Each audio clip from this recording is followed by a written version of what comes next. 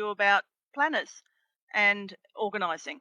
Often people say to me, what's the best planner for someone with ADHD? How can I get organised? How can I keep a record of things?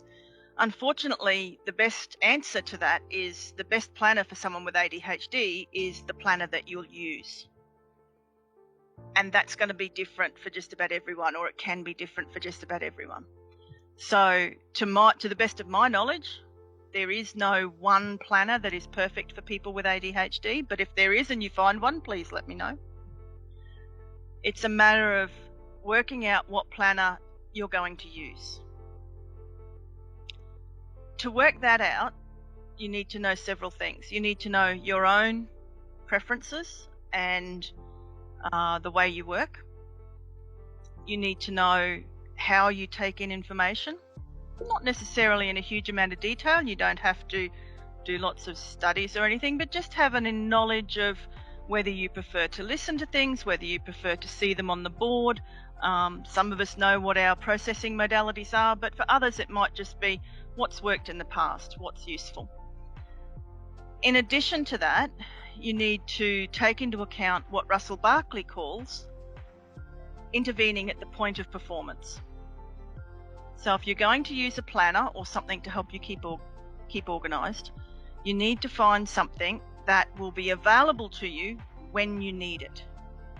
So having a planner that you've left at home because it's too big to fit in your bag, having a planner that's on your desk while you're in the bedroom, unless you're very disciplined, which I am not, isn't going to help you much.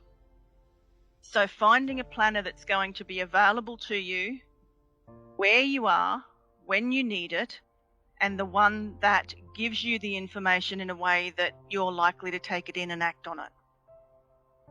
When you bring all those things together, there are a number of different options for each processing modality and each preference.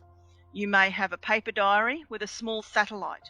So the diary may stay on your desk or the planner with a small notebook that every afternoon or every evening comes home and gets updated into the planner if the original planner is too big.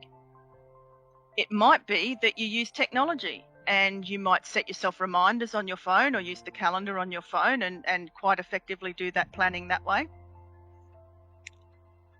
Or you could use the planner on your phone along with Siri, so you don't have to carry a satellite around. If you're not into using paper, you might just say, hey Siri, remind me that I need to pick up milk on the way home, or book me in for an appointment at 1 o'clock for my dentist, so that you can keep things up to date. Now I've had an ADHD moment. How amazing's that? And I've lost my train of thought. I guess the important thing is to remember things like your preferences. That's right. I find I love the idea of an electronic planner, but I find I don't take the information in as effectively as if I've got a paper book in front of me that I can flick through. If I'm looking for something in particular and I flick through a book or my diary, the words that I'm looking for or the shapes that I'm looking for seem to leap out at me and I can find them by flicking very quickly. That doesn't happen when I'm using an electronic device. So for me, paper seems best. I've tried a number of different electronic devices and it just isn't the same. However, for other people, perhaps electronics become more naturally. People might be younger than me or have more experience or just have a different way of taking in information. So when you're looking for a planner or a diary that will work for you, think about how do you take in the information? Are you going to have it on you at all times? Is it going to be easily updatable?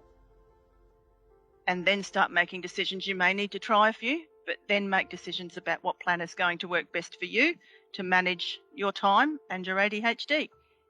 Thanks everyone, that's all from me. I will see you again soon.